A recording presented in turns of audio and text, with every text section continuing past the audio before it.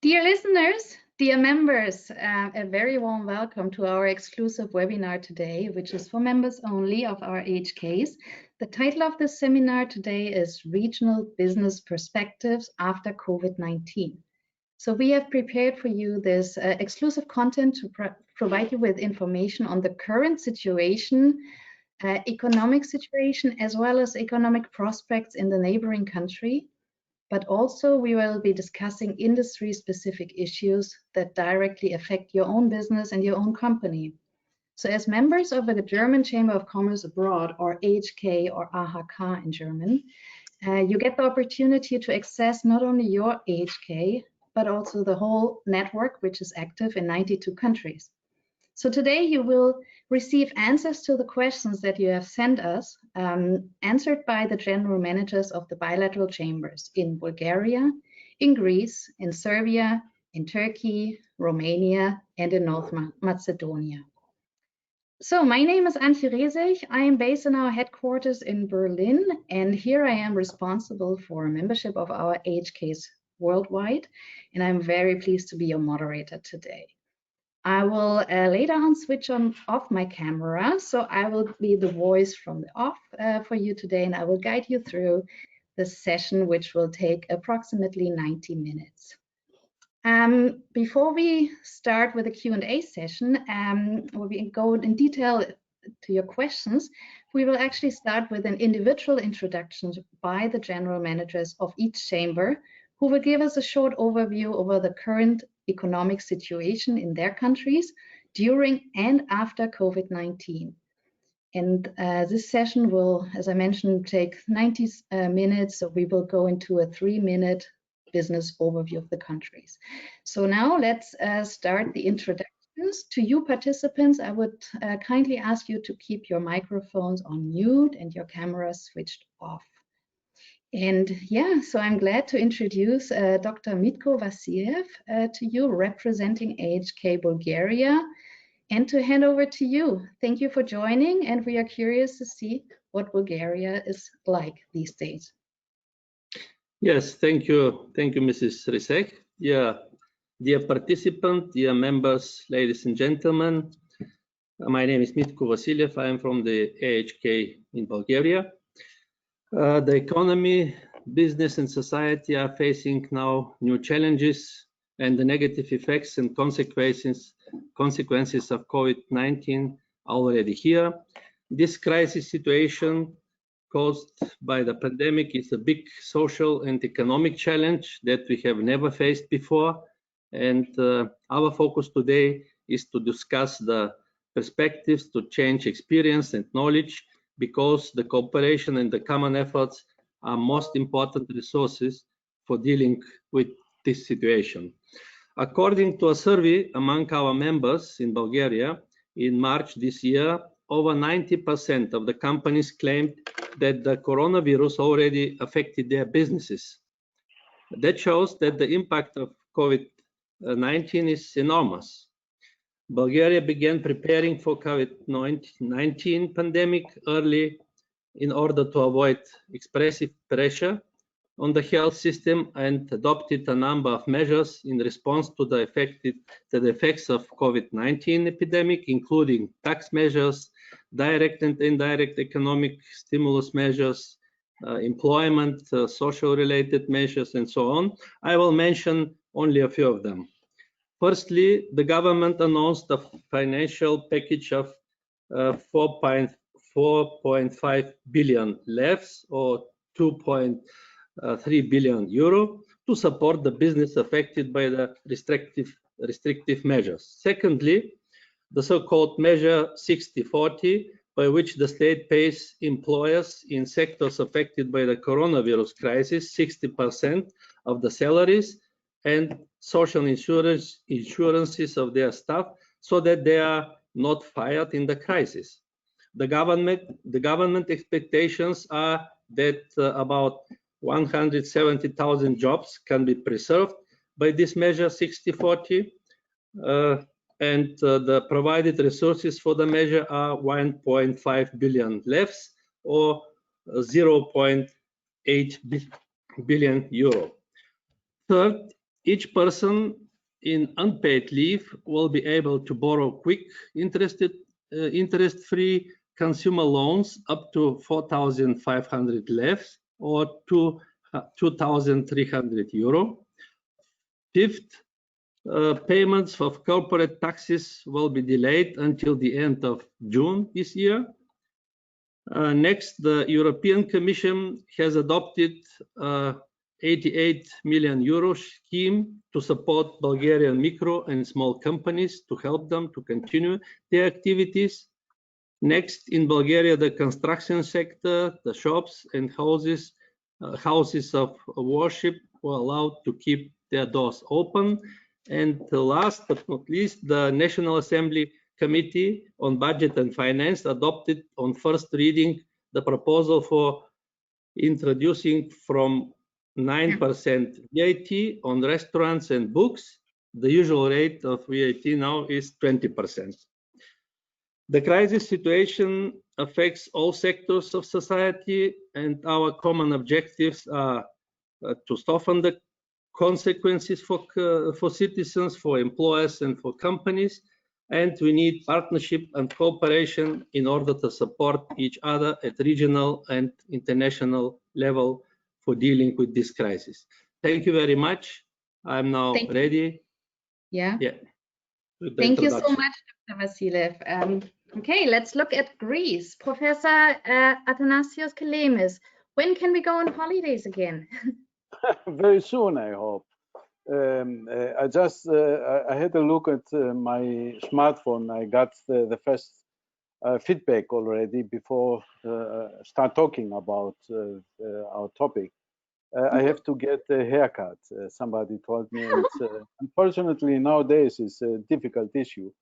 But give me some minutes to talk a little bit about our chamber. The German Hellenic Chamber of Commerce and Industry was founded 95 years ago and has now 890 members. It has offices in Athens and Thessaloniki and offers, as you already know from your host chamber, a wide area of services, activities with, I hope, high quality standards, and I'm sure about that.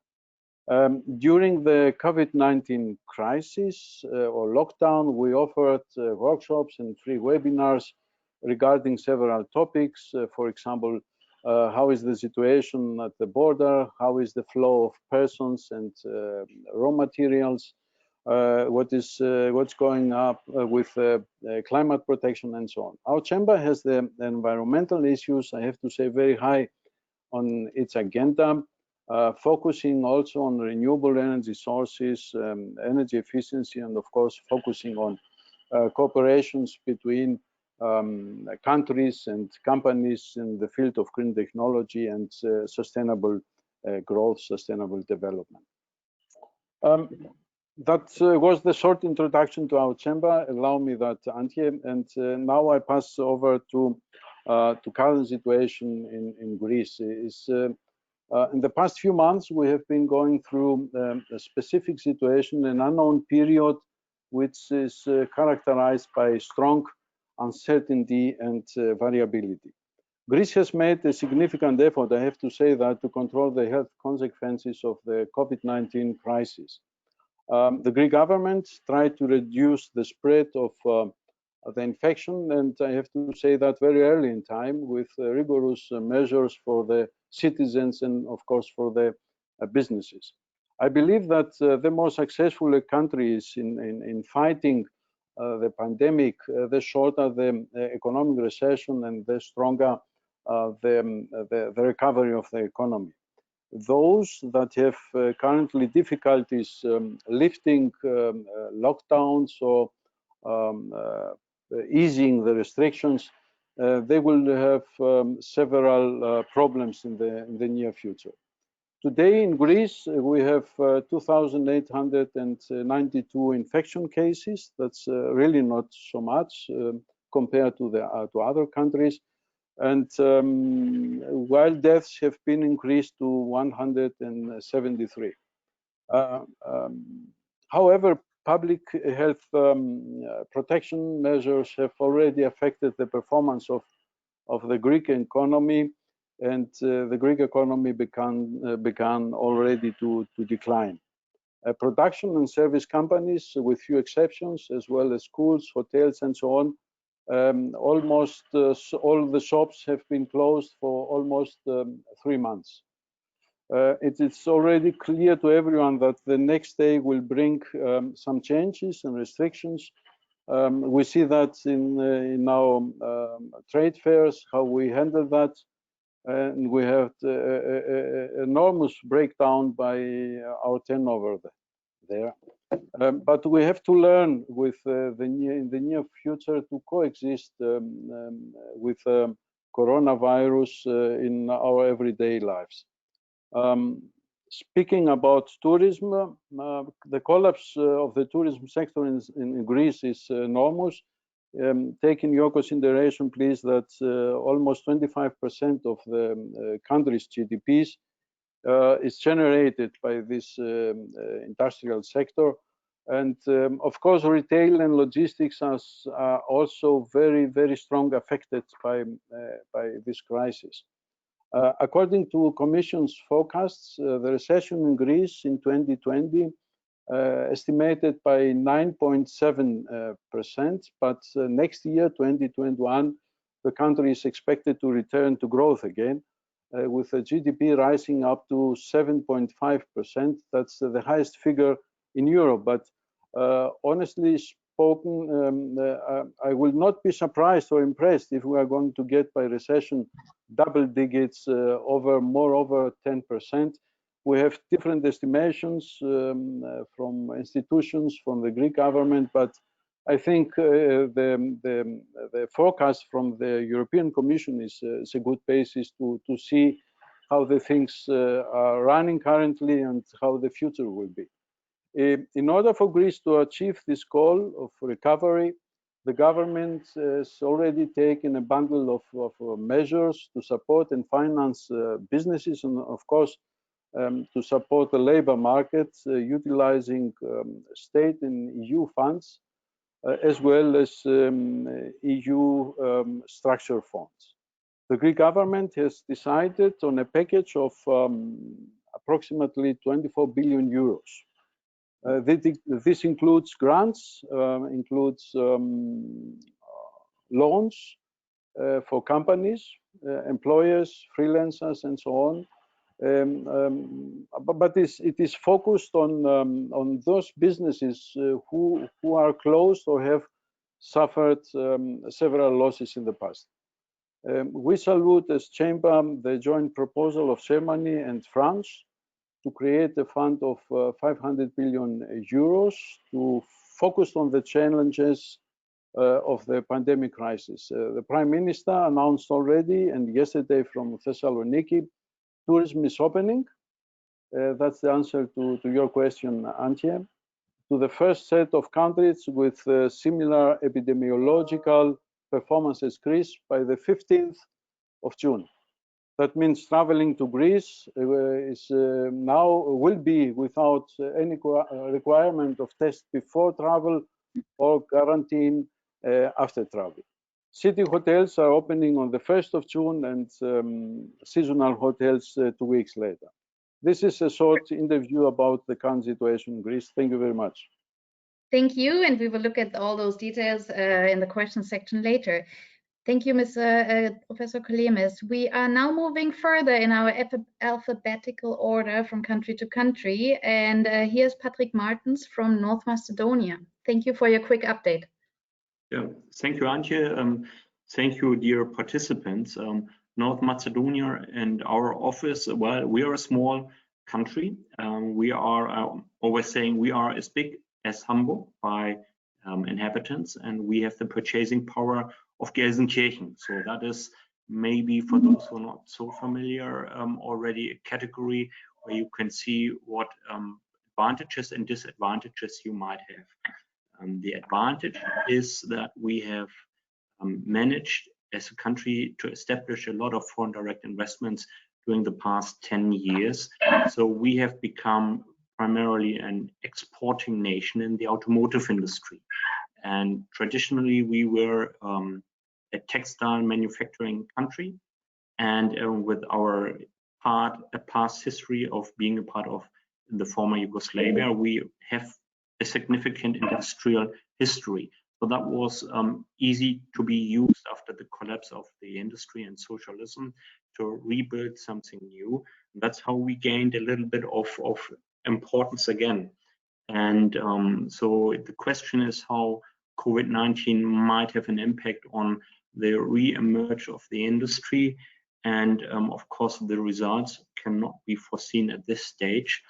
There's one thing, we are not as depending on tourism as our neighbors like Albania or Greece is. So that is can be an advantage or disadvantage.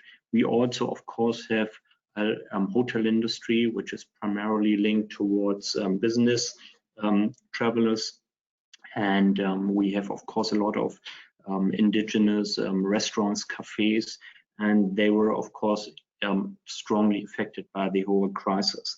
The government immediately took action and initialized programs to support the industry, the private sector, and the first initiative was primarily focused on the more local and well, smaller and medium-sized companies, but also the bigger companies, the foreign direct investments could have, they would have had, or they do have the chance to apply for subsidies. So we could say during the beginning of the crisis, the months of May and April, the companies had the chance to apply for state subsidies for salaries. So the government took the responsibility to pay salaries on the minimum wage level, which is 250 euros. And we had companies from the German investment side, which of course applied for it, but not everyone, because it is also kind of regulative, administrative challenge. So not every company was taking advantage of this program, but that was due to their own decision. Well, for those who were redundant before already, the government took actions to support them. And so the informal sector also got supported on the individual basis. So we have special rules and regulations for postponing deadlines for customer loan payments in banks. And we have additional interest-free loans for companies amounting to 8 million euros. So in total, we could say the subsidies or support for the private sector were at this stage are estimated as 355 million euros. So this is in short about the situation, and we are of course not sure how the development will be, and where this heavily depends also on our markets where we are exporting to. So how the consumerism will start in France, Spain, and Germany, especially in the automotive industry. Right. Thank you, Mr. Martens. Let's take a close look at Romania now. Mr. Sebastian Metz, please go ahead. Thank you very much, Ms. Rezech. Hello, everybody. Yes, my name is Sebastian Metz. I'm the general manager of AHK Romania since 8 years, since more than 8 years here in Bucharest.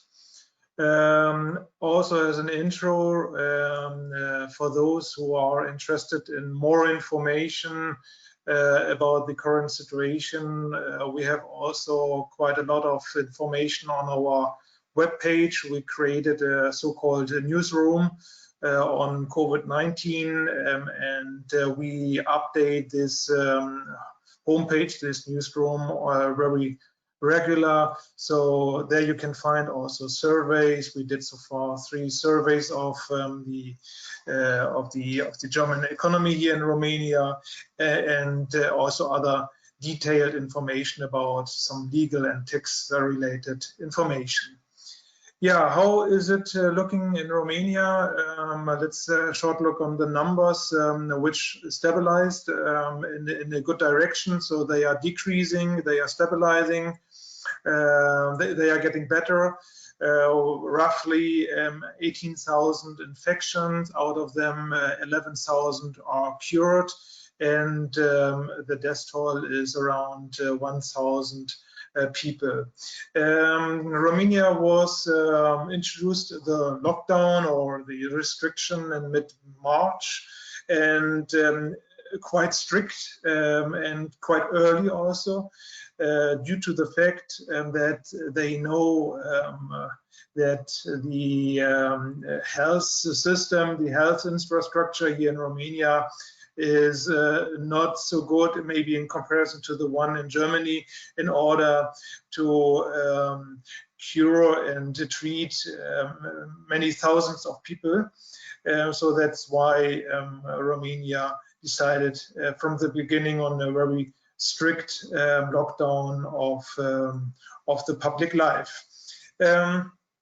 This was definitely also felt in the economy. Maybe the first quarter was still a little bit positive, I think around 2% growth, but we will see a quite bad quarter two, where we will feel the big consequences of the economic lockdown here in this country. The estimation, which are very vague, the estimation for growth are around a recession of 6, 7, 8, 9%. The numbers are not very relevant right now, but we will have a big recession in this year, and also according to the estimation for the next year, we will see a rebound. We will see growth here in Romania of about 4%. Let's talk about a little bit of the supportive measures which the Romanian government realized so far. Maybe not linked with the corona, but still very helpful for the Romanian SME sector was a program which is called IMM Invest. Around 3 billion of euros funds, around 2% of the GDP, and it consists mostly in credit lines, state guarantees, or other supporting measures regarding the liquidity and also help for investment of the Romanian SME sector. Then another help, it was a corona help, let's say like this. The Romanian government decided to introduce technical unemployment support, which means that the companies send a specific number of their staff into technical unemployment. Why it's called technical unemployment? It's a suspension of the working contract, and the employee gets, or via the employer gets 75% of the salary. There's a specific cap, but they get 75% of their brut salary paid by the Romanian state. Then maybe also, but I do not want to focus so much on it, there were also some helps for parents staying at home, and also some payments for installments of consumer loans on mortgages and leasing, which can be postponed. So there is also a lot of activities in the tax-related area, so postponement of different taxes or discounts on-time payment of taxes. So there is a very diverse basket of support, especially focusing on two things: on creating, giving liquidity, and of course also helping the companies to further employ their people. Just on the very end, I would like to say a few words on the topic relocation of supply chains. You know that Romania is a very industrial country. The SME sector and also the German companies operating here in Romania are embedded a lot in the international supply chains. And we as AHK, we see an increasing interest of German companies actually to source from Romania in order to make their supply chain a little bit more resilient. And this is something that we would like to intensify in order to make the supply chain of German companies a little bit more resilient. So far from my side, I'm looking forward to your questions. Thank you so much, Mr. Metz. Now it would be interesting to see what's happening in Serbia. Mr. Martin Knapp, the stage is yours. Thank you. Very warm welcome to all participants also from Serbia, from the AHK Serbia. It's a fact that for many media of Western Europe, there was a big surprise how Southeast European countries are coping with the corona crisis so far. This is certainly due to the relatively strict measures which have been taken by the government, but all these measures would have been of little use if the populations of these countries had not been so patient and really understanding that these measures were necessary. So it was a big surprise for our friends in Western Europe. It's also surprising to see how strongly some governments are supporting their business enterprises in order to moderate the impact of the crisis. As in Western Europe, the costs seem to play a minor role in this context. Serbia, for instance, has put together a package whose volume corresponds to 11% of GDP, or 5.1 billion euro. That seems to be a little amount compared to the 24 billion from Greece, but you have to see this always related to the GDP of the country. This set is divided in 4 segments. There are tax policy measures, direct assistance to employers, direct assistance to solvency of the companies, and direct assistance to the population. The total value of the tax policy measures is 1.3 billion. The aims is to motivate employers to keep their workforce. Employers will have an option of paying the postponed tax obligations in 24 monthly installments, but not before January 21. The assistance for small, micro, and medium-sized employers will be 3 minimum wages for every employee, or the amount of 250 euros each, covering about 900,000 people employed in these enterprises. There's one precondition: the company may not lay off more than 10% of its employees during the crisis. The amount of 2.2 billion will be allocated to solvency in the form of subsidized loans with low interest rates. Every citizen of the Republic older than 18 years old will receive 100 euros as so-called helicopter money.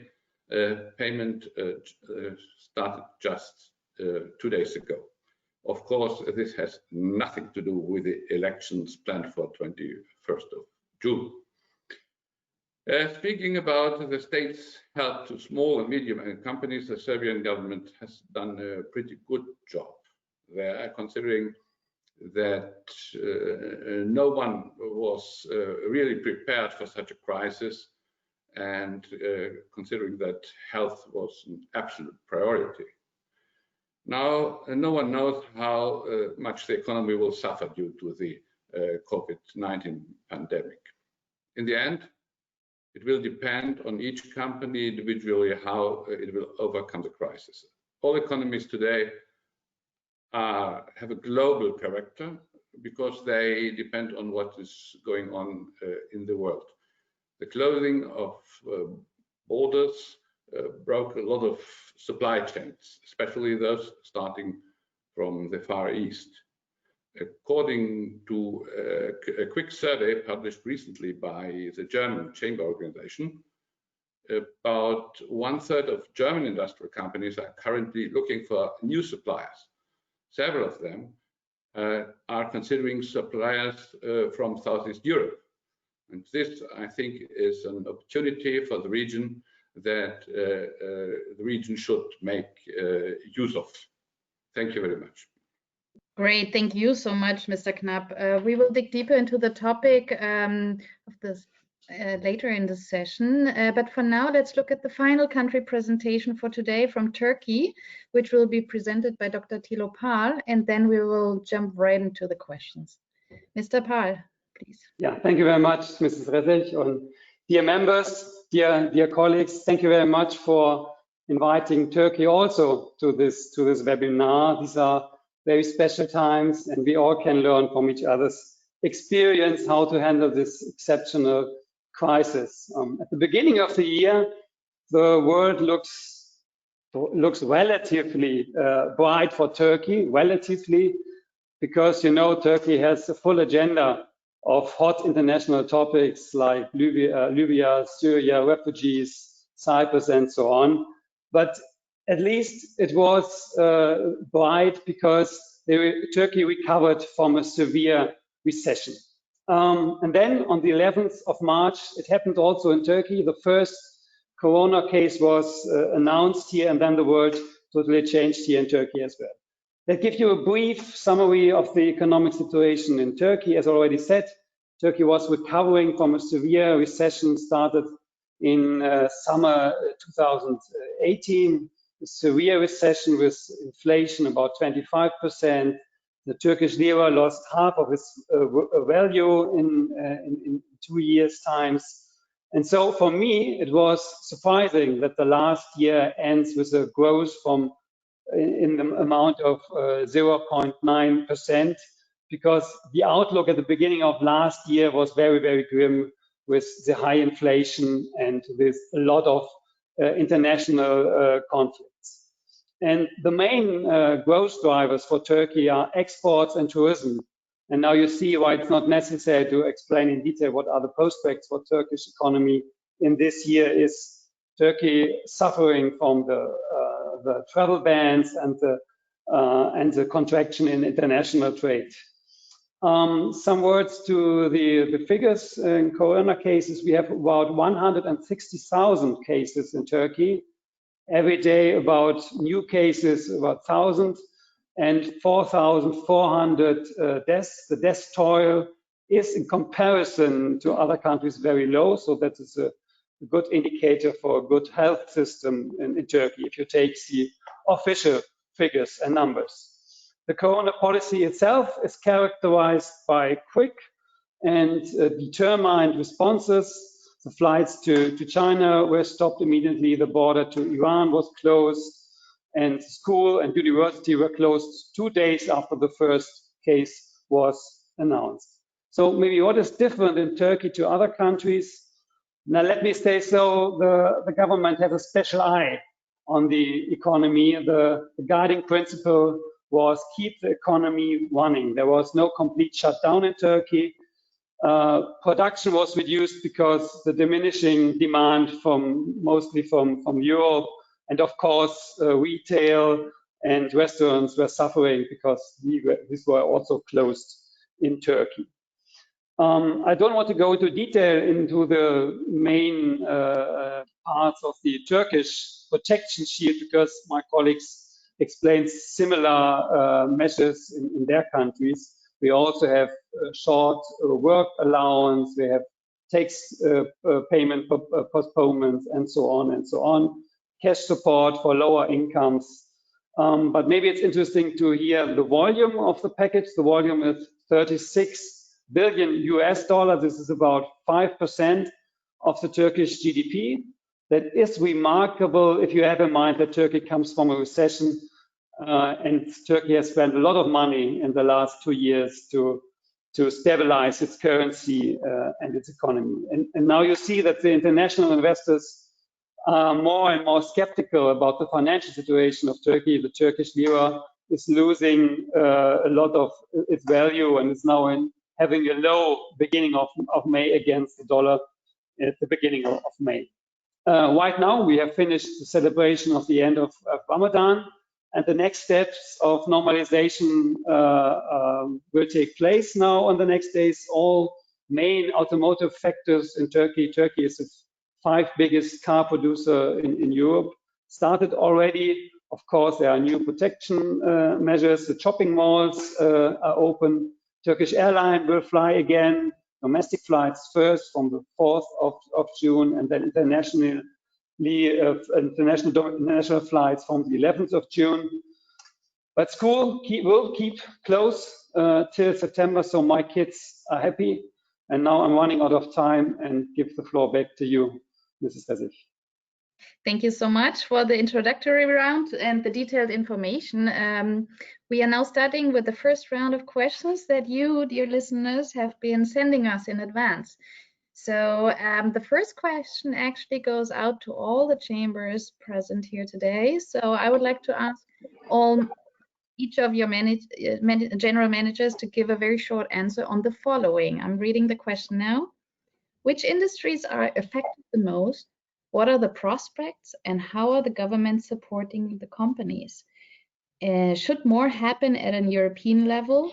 What other measures are needed? And how can we as AHK members make our voice heard or be more effective at a European level? There are enormous competences available in the AHKs. So Mr. Knapp, how would you like to get back on this question? In Serbia, especially, it was the automotive supply industry which was affected most by the crisis. Yes, as well as the retail sector, the catering or similar sectors, but these sectors were affected, I think, in every country. I already talked about the rescue packages. There's no need to repeat it. About 5.1 billion euros. And but this is of course not enough to compensate all losses, but I don't think that there's any country in the world which can compensate all the losses provoked by the coronavirus. But your question about the assistance on the European level probably doesn't concern directly Serbia, but the AHKs in the EU member states, since Serbia so far is no member. True. So let's look at the other countries then. Professor Kelemis, what is your reply to that question? Ja, sehr gerne. Ich meine, shift to English. Yeah, sorry.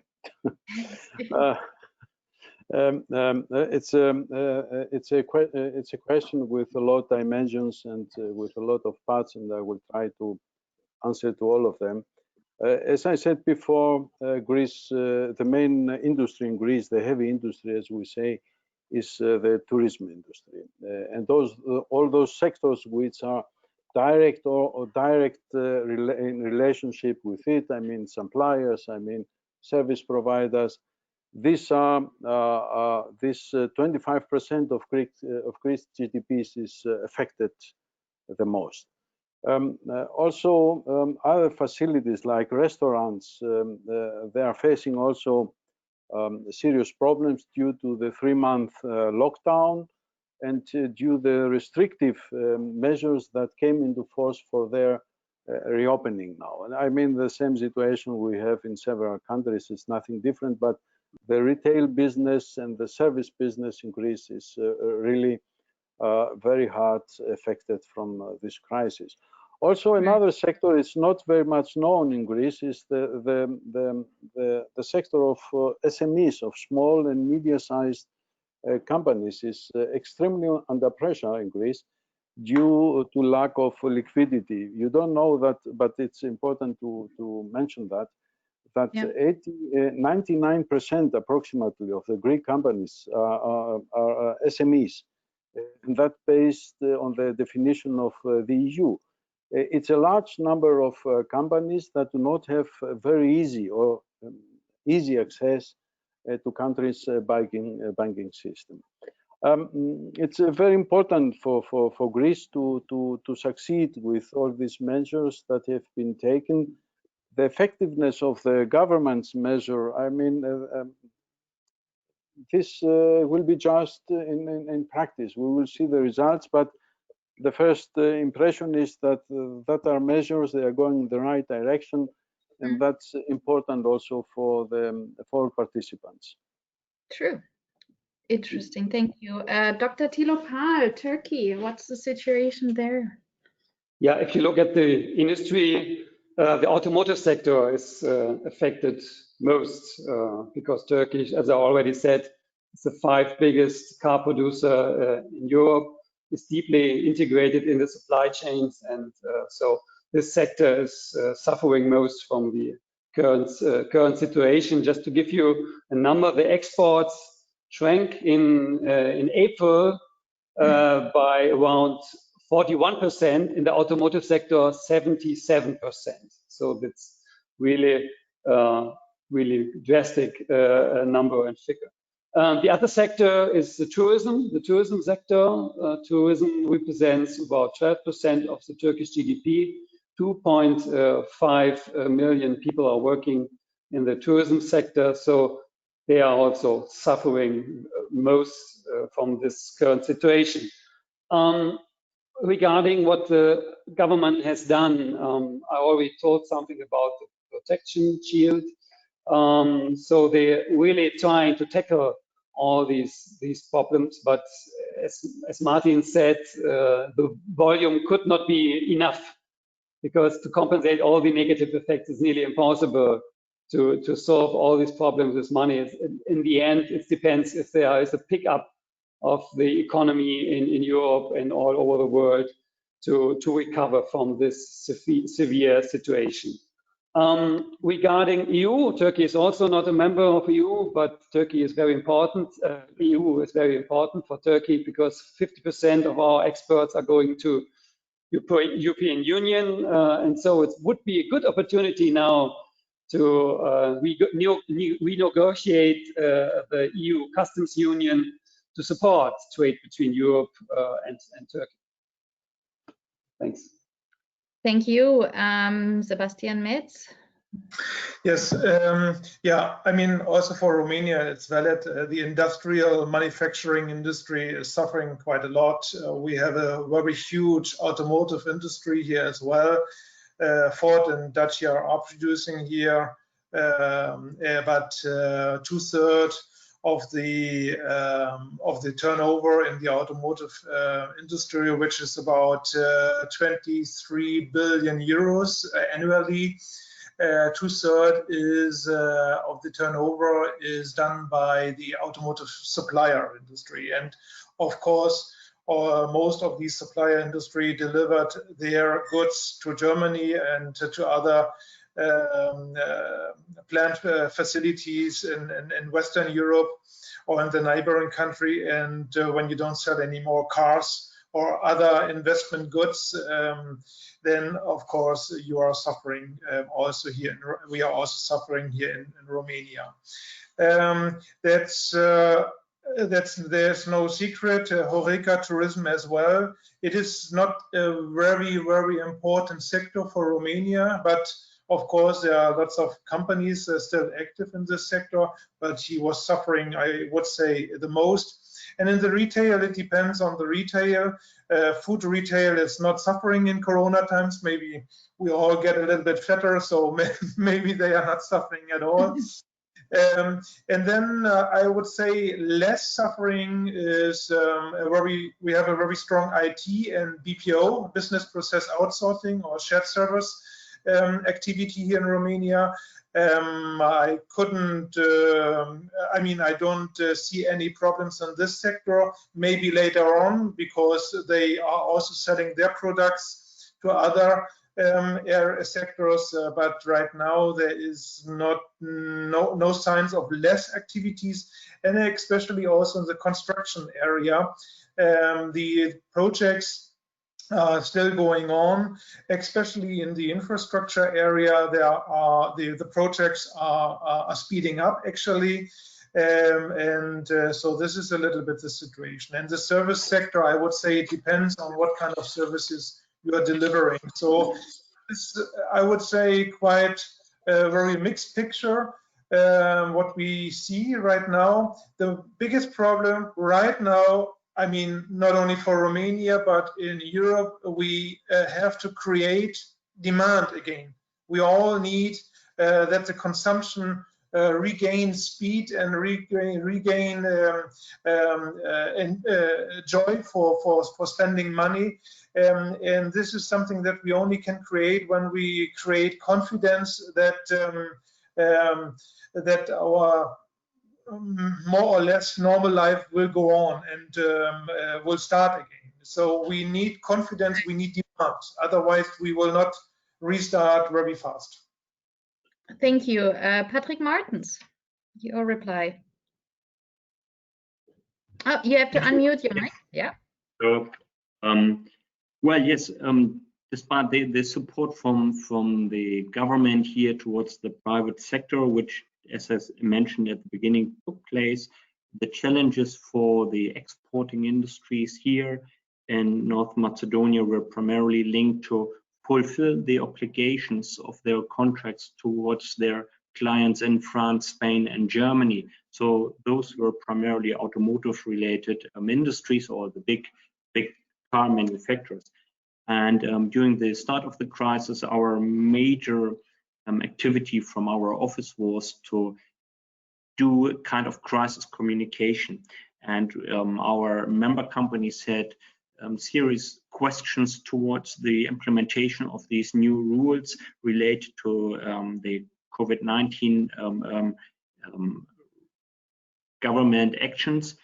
And so we were trying to create a kind of legal security, which was very important for the manufacturing sector, because the implementation of those rules set up by the federal government were not always in that level clear for local municipalities or police forces. So checks of transporting stuff, or buses which were transporting stuff to the industries or to the factories, were quite often checked, and so there were questions regarding the distances and the hygienic implementation. So this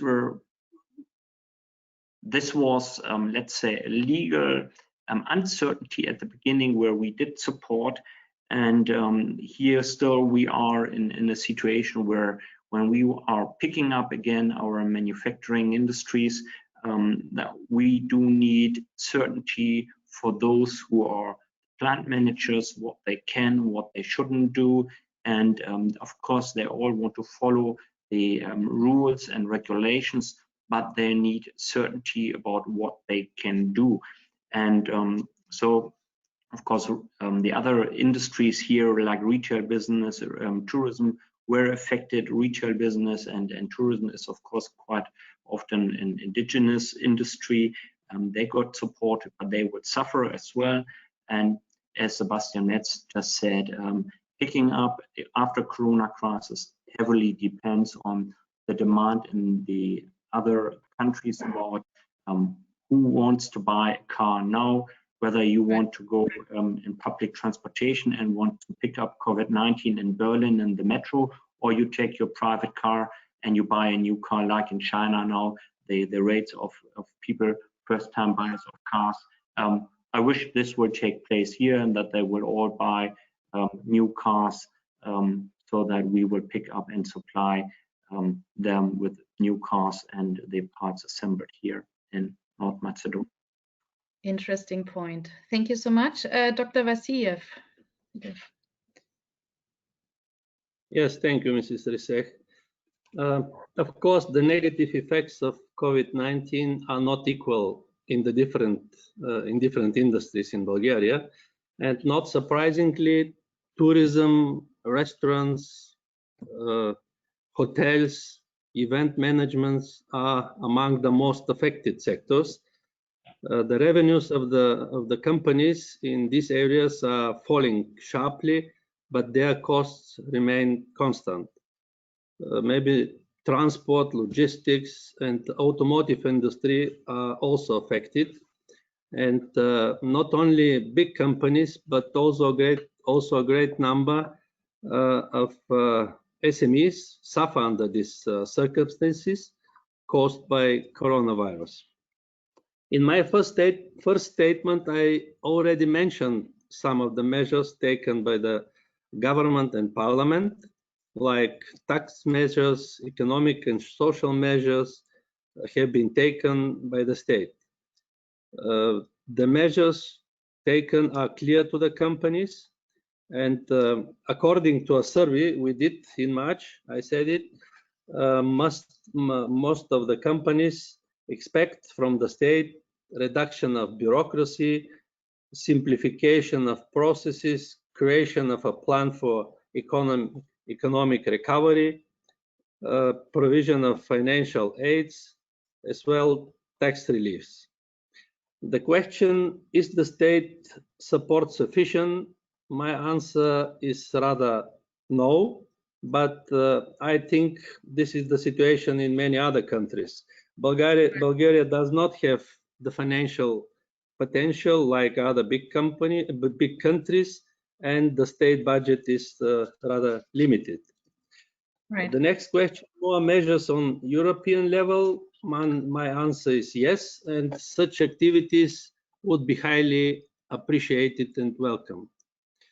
We as AHK members have really an enormous competence and potential, and we can in fact do much more and put on pressure governments by making important decisions. These are my answers to the questions. Thank you. We continue with issues that affect businesses and economies in each of your countries. So, Mr. Metz, first question on the Romanian market. How long will the Romanian market need to recover after such a long and such a strict lockdown? What's your best guess? Okay, if I would know an exact date, I would not work for AHK, I would work in the stock exchange. Okay, let's put up some scenarios. I would say, I mean, it depends. Do we see another second wave of Corona? How hard will it hit Romania? Will there be again a shutdown here in Romania or not? It depends very, very much as well on the recovery and the restart of the economy in Germany, which looks quite promising. I mean, considering the circumstances where we are, because it looks promising in Germany because the public authorities, the government is investing a lot, trillions of money. Let's say the estimations from the European Union and other institutes are estimating that we will see a recovering in Q1, Q2 of 2021.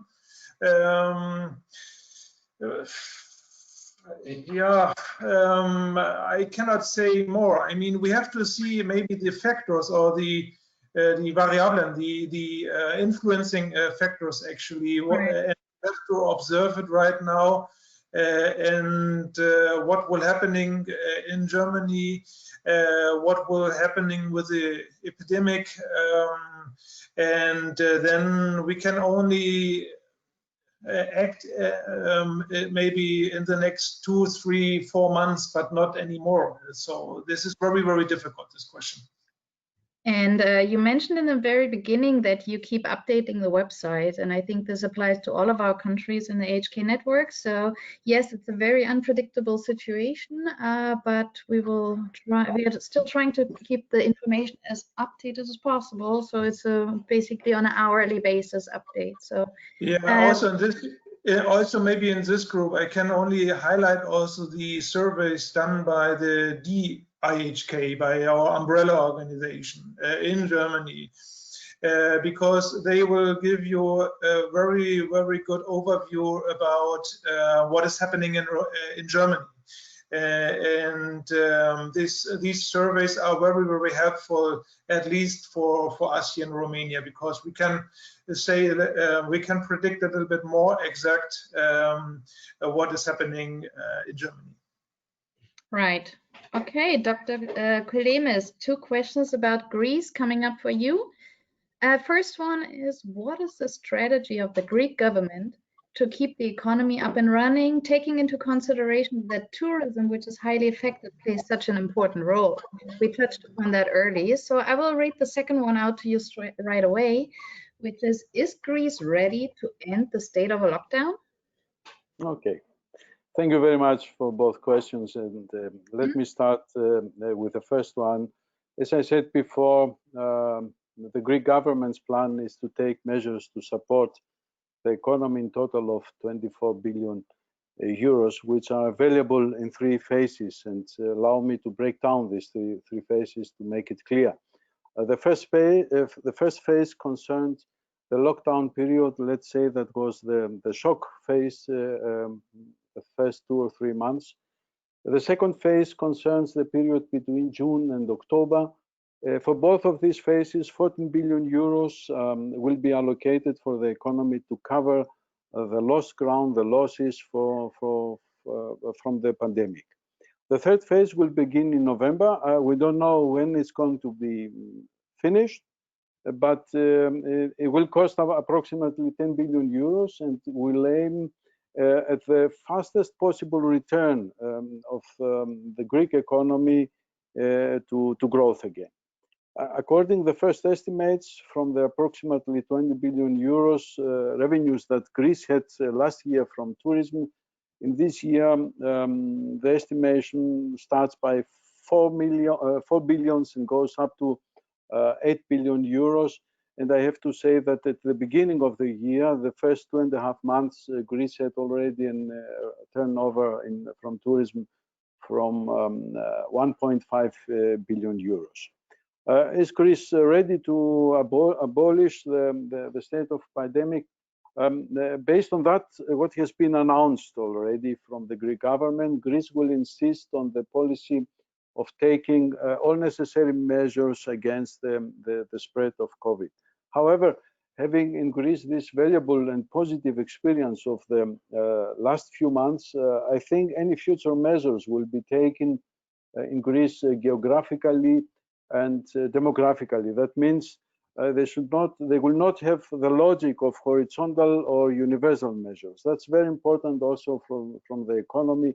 Here is where I see a balance between economy and public health. It's very important. I think there is no question of total elimination of coronavirus. We all agree with that. The big difference in terms of limiting COVID-19 will come with the first mass production of the drugs, and especially with the availability in world market of the first vaccines. Thank you. There's one question in our chat which I think fits very well at this point. It sounds like that. Will an international standard for health in the tourism industry be introduced in Greece? So will there be international standards for health? Is there anything clear about that yet? Yes, Greece is, according to the EU restrictions, according to the EU plan, is following strictly the EU plan, and it's in a lot of phases. It's not detailed, this plan. We agree all with that. And currently, the biggest hotels in Greece are trying to specify this framework. The EU published the framework of restrictions, but not the concrete measures.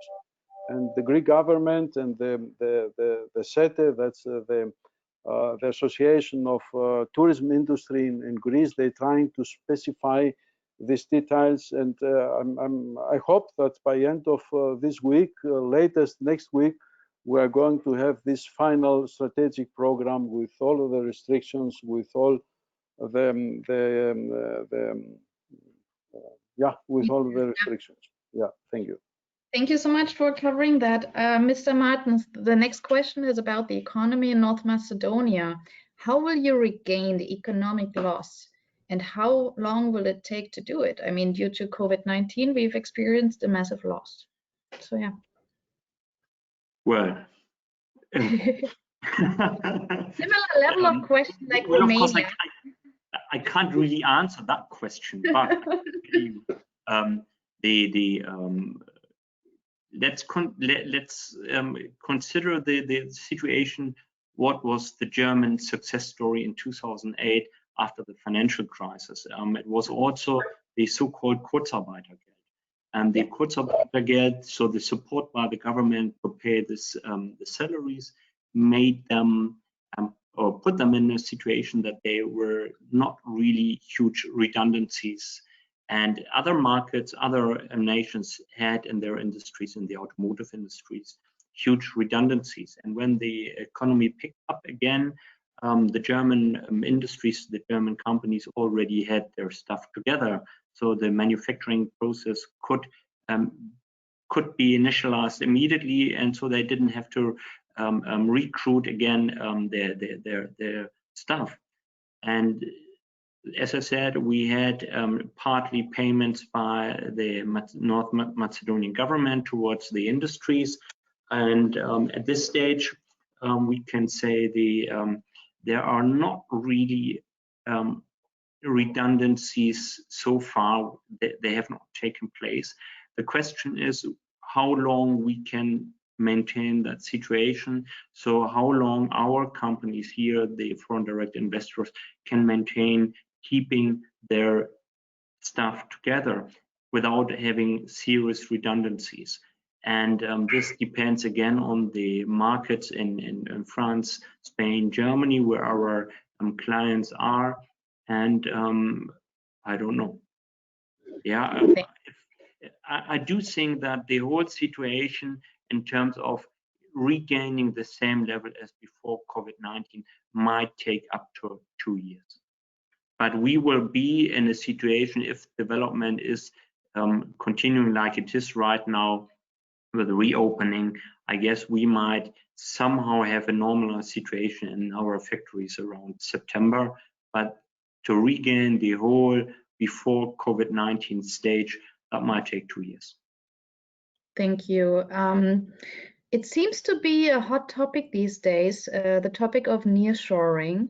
So I would like to have the next question addressed in that direction. So Dr. Vasilev, what are the perspectives for nearshoring in your region in the midterm?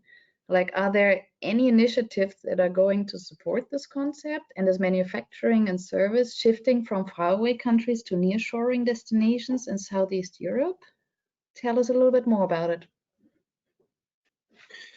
Yes, this is really an important question. It is maybe an abstract question, and it affects the future time, but we have to deal with these perspectives now. The world economy is transforming, and businesses are facing major challenges.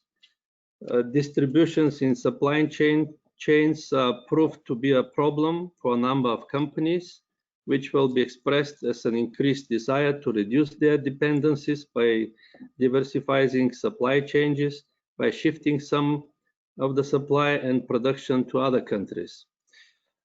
Germany and some other companies of Western Europe have already invested in Asia, especially in China. But just in times of crisis, they realized that they have difficulties. And for the time being, now Europe is more and more on focus. The countries in our region, in Southeast Europe, all of the 6 countries have the good chance of attracting companies, so that this could diversify their production capacities. The main points, the main advantages of our countries are the geographical position and the low operating costs. This was the abstract question, but we now, in the present time, have activities in this direction. And several days ago, on the 22nd of March, some bilateral chambers in Bulgaria have organized an online meeting with the general manager of Invest in Bulgaria. This is a similar organization like GTIA in Germany. And the main topic was the nearshoring opportunities after COVID-19. We discussed some points, for example, how can we support this concept and the efforts of foreign companies, and what can we do together for better businesses in Bulgaria. We, like Bilateral Chamber in Bulgaria, are planning to publish 2 brochures about this topic.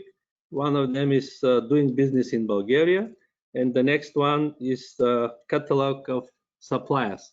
Maybe that could be helpful for German company and for other international companies. That's indeed very interesting. Thanks for sharing that. Mr. Martens, what is your perspective? Why is Southeast Europe gaining so much popularity for nearshoring? Yeah, well, let me first maybe just say that, of course, when we talk about nearshoring, we are not considering this as plundering foreign direct investments from German companies in China. We strongly believe in the global economy and globalization, and we do not want to have the end of globalization. Definitely not. That would be the end of our wealth in Germany.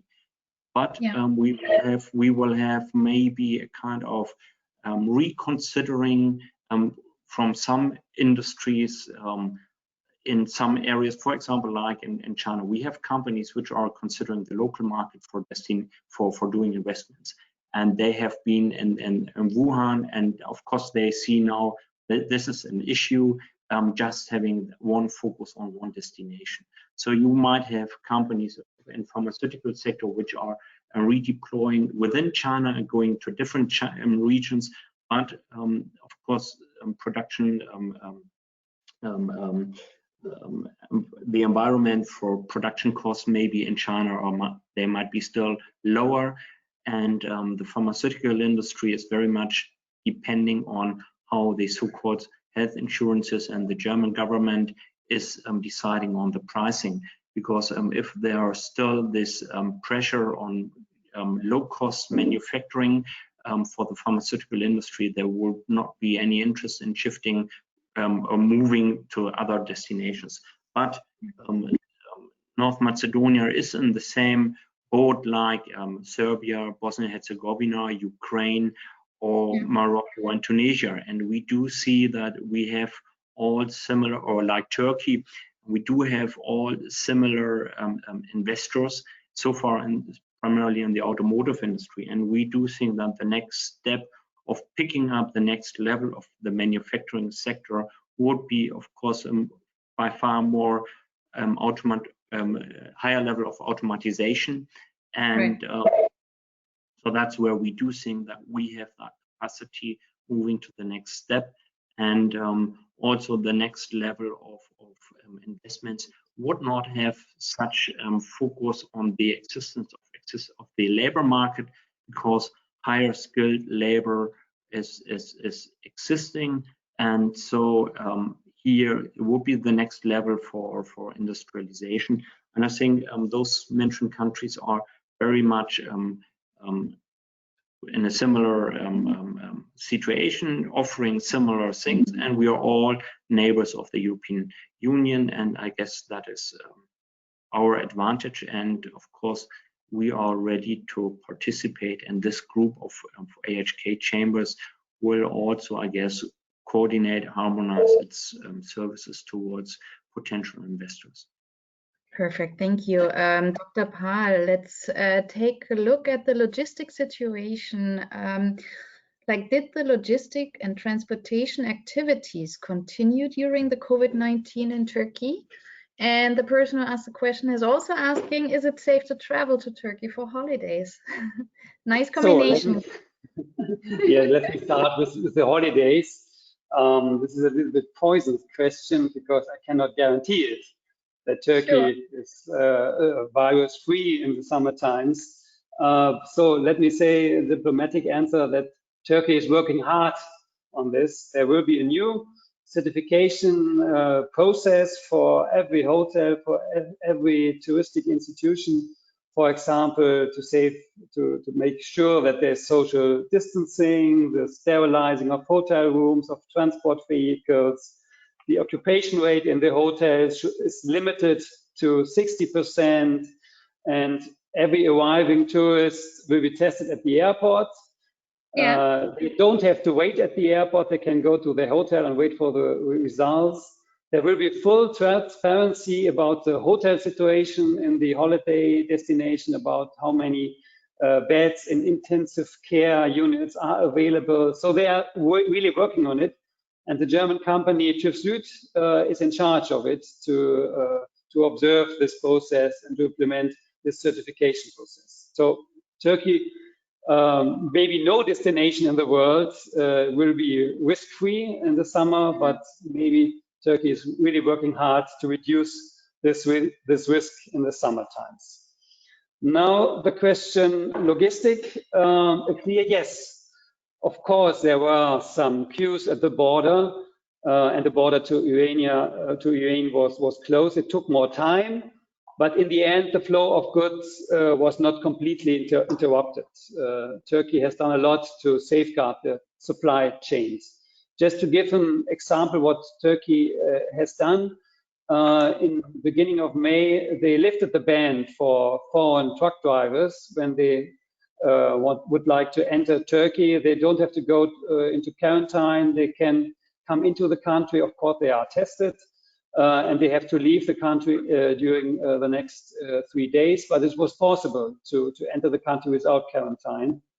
The most problem from the Turkish side was that their truck drivers with the direction going to Europe, that they can't get any visas because all the visa departments of the European diplomatic missions were closed. We lobbied for the Turkish side, and the German embassy and the consulate are open now. But we also asked for help for the EU delegation in Turkey because the other diplomatic missions are still closed, most of them. So that is a problem for Turkey to get the visa for their truck drivers with the direction to Europe. Thank you so much. So Mr. Knapp, why must all logistic companies who transport goods from Germany to Greece use the way through Italy and not the land way through the Balkan countries? Probably, or is it probably related to the higher cost? But the way over land would save time, isn't that correct? Well, I see that probably somebody is remembering the good old times. Yes, when there was still a unified Yugoslavia, almost everybody was traveling over land via Yugoslavia. During the war, for long periods, this was not possible at all. And at that time, the infrastructure with the ferries between Italy and Greece was improving more and more, and the capacity was growing. Yes, when the war was over, there were 3 additional borders in former Yugoslavia on the way between the Austrian city of Villach and the Greek borders. And this means 6 additional custom checks per transport. And that's why it takes so long to travel via the Balkans now. Today, there are serious attempts to re-establish something like a common economic zone for the Western Balkan countries. These attempts are primarily being made by the country's national chambers of commerce, and we, as the German Chamber of Organization, the AHK, we are actively supporting them with a project financed by the German development aid with 3 million euros. Right. We hope that it will soon be possible to drive through former Yugoslavia as we used to do in the past. Right. But we have also to add that transporting by trucks is not the standard of the art anymore because of environmental protection and so on. And so it's even more important is the improvement of the railway infrastructure, which was neglected for decades, given the fact that really everybody is now looking for an alternative to the truck. But we have also to add that in this railway business, almost all projects are run by our Chinese competitors. So that's true. Sure. Okay, the next question I'm seeing here is, yeah, when I look at it, I feel I should cover it by myself if I only knew what to say. So Mr. Knapp, you can go ahead with this one, give it a try. When is Germany going to abolish quarantine, and when is it expected for workers to be able to go to Germany on business? It's quite difficult to answer this question. The current regulations, are still valid until the 15th of June, at least. Nobody knows so far exactly what will happen afterwards, but the media are full with information, so-called information about the traveling issue. But there's one advice: you should trust only one source, and this is the official website of the German embassy in your country. And please note that traveling is one thing, quarantine is another. In Germany, the federal states are responsible for quarantine measures, and that's why they may be different from state to state. So you have to really get the information what is valid in every moment. Thank you so much. Yeah, dear listeners, I'm sure you also miss the social networking and the interaction. We used to have like AHK activities revolve very much around networking, from individual meetings to networking events, conferences, and the likes. And in all those endeavors, hotels are always a strong partner for us. And this is why I would like to use just a few minutes to dig deeper in the hospitality sector. So, Dr. Vasilev, we have received a question that sounds like this.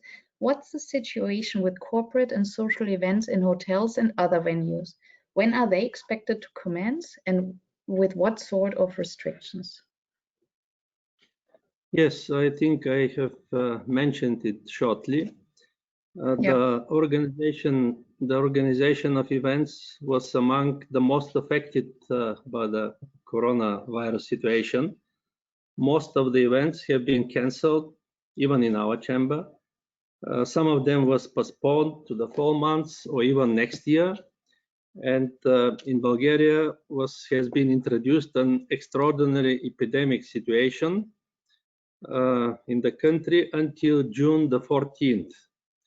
It is forbidden to hold mass events indoors, but now it is allowed to hold cultural events, for example, visit to museums, galleries, libraries, cinemas, with up to 30% of their capacities and keeping distance up to 2 meters. Yeah. Corporate events contribute to the establishment of business relations and contacts and economic partnerships, so we hope for fast recovery, but also that it will be safe for everyone. And these are measures we should to respect. Right. Allow me to add a follow-up question here. So after the health crisis, what is the option of the executives of Bulgarian companies for their participation in professional exhibitions in Bulgaria and abroad? So what about trade fairs? Yes, trade fairs is a big topic in Bulgaria, but also for the AHK. Yeah. The factors influencing exhibitors to participate in an exhibition or not are complex, and no accurate answer can be given. From our point of observation, most of the fairs have new dates until the end of 2020 or in 2021, and there are less companies that have given up participation so far in Bulgaria. This fact is indicative that some firms stick to their participation, and despite the situation around COVID-19, they do not intend to give up. But on the other hand, there are also companies which have totally cancelled, some of them, their participation on exhibitions and trade fairs. And in my opinion, in general, there will be a decline in the participation of Bulgarian companies at exhibitions in the country and abroad, which will be influenced by the effects of coronavirus pandemic. I will repeat it once again. What is happening now has no analog in the recent past. The consequences for the world, for the European countries, and for Bulgarian economy will be large, and in the long term, their effects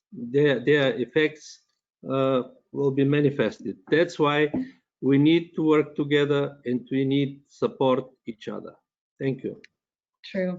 Let me add some news from Germany here. Like 2 days ago only, the state of Bavaria announced that trade fairs can take place starting on 1st of September, but the officials are currently working out the hygiene and the safety concepts. But that's only Bavaria for now. The other states will come up with regulations in the next few days. Anyways, when will events resume, in Greece, Dr. Klemes? A very brief answer. It's the last 10 minutes of our webinar, so very quick reply from you. Thank you. Okay.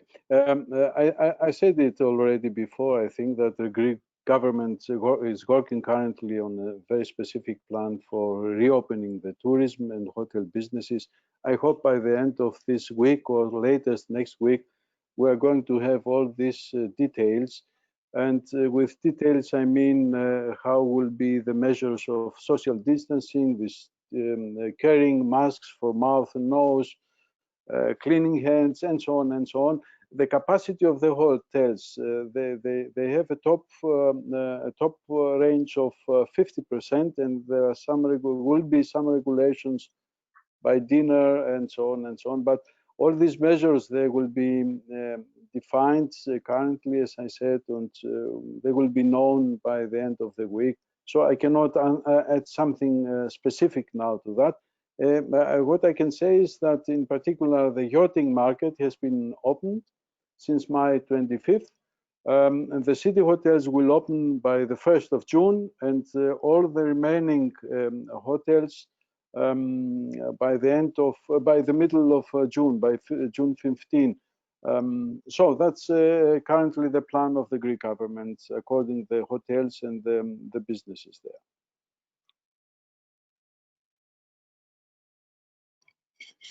Turkey, real quick, on the same question. Sorry, so when will events, are you actually on mute? Yes. No, yeah. Perfect. Okay, in Turkey, we don't know yet. The plan is for tourism to start with domestic tourism in June and with international tourism in July. I already told about this certification process. But at the moment, still, our restaurants are closed, but we are waiting, expecting the reopening announcement in the next days. But if you ask me, large social events like summer parties or general assemblies, we won't see them in the next 2-3 months. Thanks. I'm looking at a question in our chat, and I would like to read it out. See who of you feels like wants to contribute. It sounds like this. Post-corona, we might also need to focus to recalibrate industry, not to count only on the old economies, such as automotive.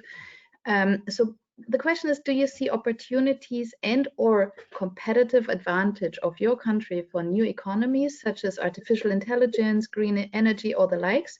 And if so, what and where, and what does it need to attract more of those companies or investments? Any one of you in the forefront of those topics?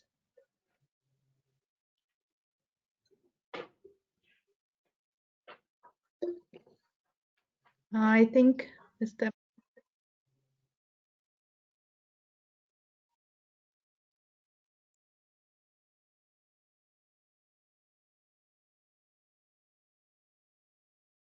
I mean, we already have in our countries to some extent a startup scene and startup companies. So it's about taking advantage out of this and for outsourcing IT services. I guess our countries do have Romania, Turkey, North Macedonia, Serbia. We have already startup companies, and I think already some of the established companies do supply the gaming industry or Hollywood industry with IT services and programs. So it's only about getting the right information about who's existing and then taking advantage of existing individuals, IT professionals. Here, they do not need to move to Germany. They can work here and supply companies with their services.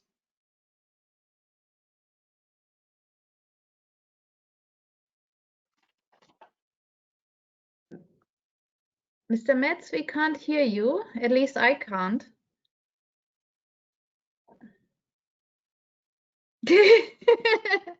Okay, I'm so sorry about that. Someone else wants to give it a quick reply? Yes, please. Mr. Kelemis or Mr. Knapp, in this order. In which order? Knapp first or me? You first. You're on the microphone first. Okay, thank you. I mean, Greece is not famous so much for the innovation and applications in that area, but we do have here in Greece an excellent potential, I think, to get investments and to do some basic research work. Let me give you two facts.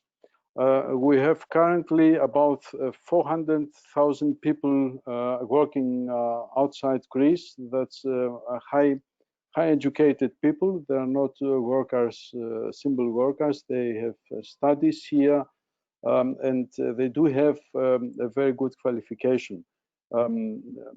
There are some spin-offs already here in Greece. Where they develop intelligent applications in the area of maritime economy. I mean, you know, maritime is another sector in Greece where we have here excellent experience, and there are some startup companies, Greek startup companies, they develop very intelligent solutions for the maritime economy.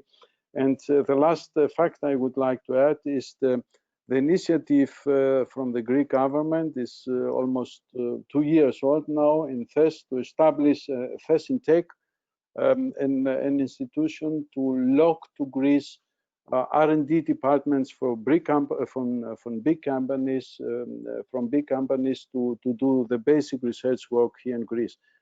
I hope these are some actions which are going to help Greece to re-establish the image of innovation and intelligent applications. Thank you. Yeah, Mr. Knapp, please go ahead.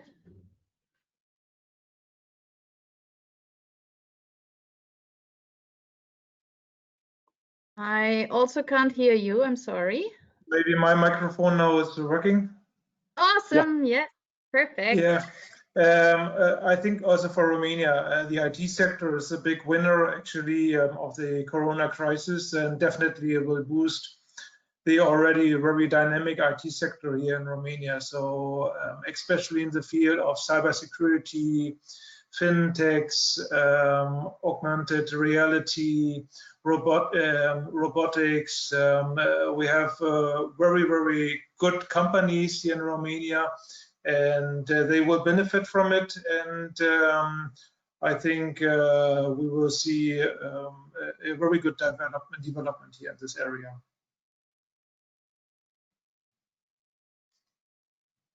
Maybe a short response from Turkey. Last year we introduced the startup membership in our chamber with a reduced fee, but to be honest, we are at the beginning to integrate the startups more in our network. This will be high on our agenda during that time and during after Corona times. Thanks. Good news. Thank you. Mr. Martens, sorry, Mr. Knapp, if you want to answer that question, I also have one last question for you, which I think is super interesting. So I would like to have it covered real quickly. So in the, let me see. So in the, I'm sorry, I just lost it real quick. So I would like to hear about the, so I'm so sorry. Just 1 second. Oh, really? You must switch his microphone on, I think, because it's disabled on his computer. Can you hear me, Mr. Knapp? Or can you speak? No, we don't hear you. That's a shame. Like I tried. We are trying from the organizational side, but it sounds like, I mean, we are trying to open the microphone. Actually, it's green again. Yes. Amazing. Do you hear me? Yes.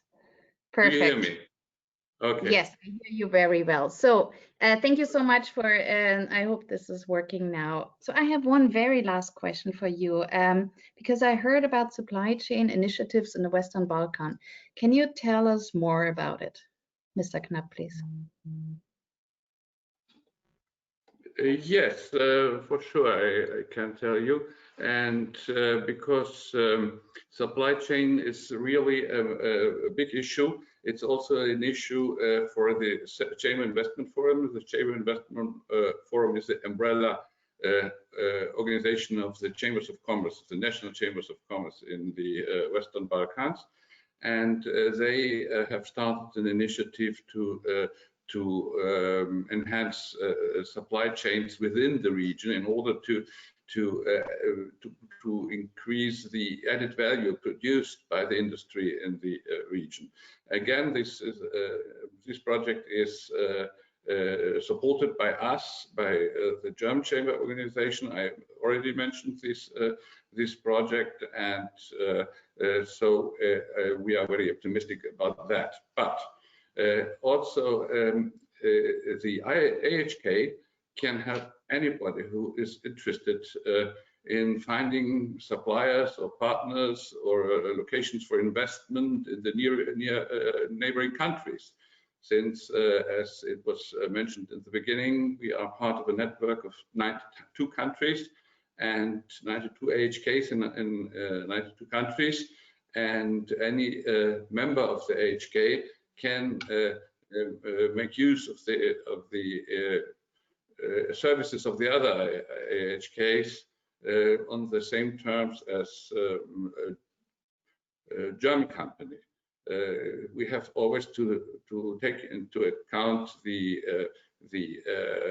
complexity of a project in order to make an offer for our services. And the offers are very much alike from all the AHKs, but they have also some differences because of always the size of the country, the number of companies we are going to screen for you, and that's why it's a little bit different from country to country. But the nature and of the services we offer to all of you is everywhere the same, and we hope that is also the quality. Perfect. So that is a very nice closing remark, and we are almost, I mean, we are a little bit over time. please allow me, dear listeners, 5 minutes for our closing remarks from each general manager. Before we go there, let me mention that we have received quite a lot of questions.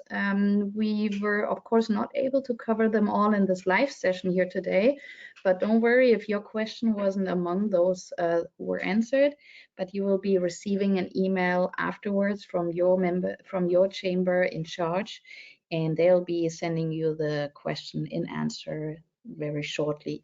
Also, this webinar, as mentioned before, is being recorded, so you will be able to revisit snippets of the content from today. I would like to go around, like I see you on my screen, so I'm starting with Turkey, with a 30 seconds recap of or your outlook for our members and our listeners. Dr. Pal. Okay, remember what Churchill has said, never waste a good crisis. Turkey and all our countries should have this in mind. There are challenging times ahead, for sure, but all of our countries have the potential for a strong and quick rebound if we all work close together and with a sound economic policy. Thanks. Okay, Mr. Kelemis.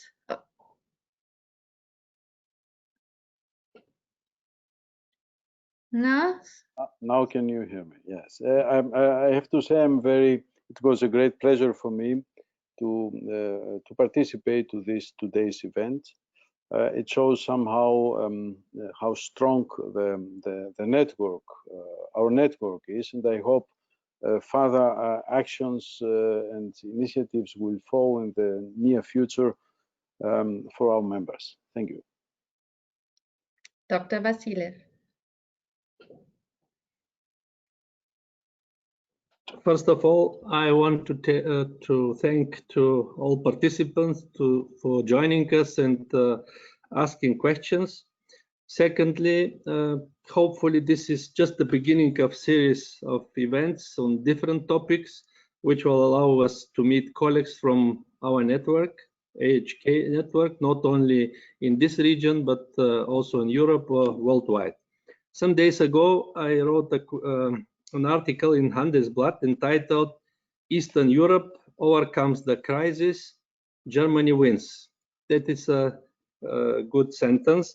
And I want to give two messages, once for the business people, for the business world. The keyword is digitalization, and one for the politics, the keyword is e-government. Thank you. Very nice closing words, Mr. Knapp. Just in addition to what I was talking about previously, we have traditional names. Our institutions, these are bilateral names. We are always related to Germany and to the host country. And for that reason, many people think about us only when they are looking for something which has to do with Germany. But please see us as a part of this worldwide network and to make use of us for your worldwide activities. Thank you very much for attending. Mr. Martins. To add, I just wanted to add the supply chain discussion we have established together with the Macedonian Metal and Electronic Association, MAME, the Macedonian Manufacturing Expo, which originally was a B2B event with the BME as an complementing event towards a suppliers initiative or buyers initiative for the West Balkan states. So we are in process of establishing this event as a regional event to find suppliers from the region and linking this up also to the German companies. So this will be an event where I strongly welcome also our colleagues from the region and their member companies to make sure that we supply, for example, German companies in the automotive industry or other industries. Thank you, Mr. Metz. No, Okay, we are trying. Now it's unmuted. Thank you very much. I would say let's look with confidence and trust and lots of optimism in the future. We will overcome also this crisis with innovation and technology, and then everything will be in order again. Perfect. Yeah, dear listeners, you hopefully have seen that we are working closely together as a network. So yeah, feel free to approach your chamber with specific questions at any time. And you've seen that you have a whole range of industry experts at your availability, considering the country you're interested in, as well as the neighboring countries. Also from my side, thank you so much for you, dear speakers, for taking the time, sharing the expertise, and the members joining today will be excited to receive the follow-up emails as promised. And for me personally, it's been a pleasure. So thank you so much to everyone. Have a good day, and thank you so much, and bye-bye.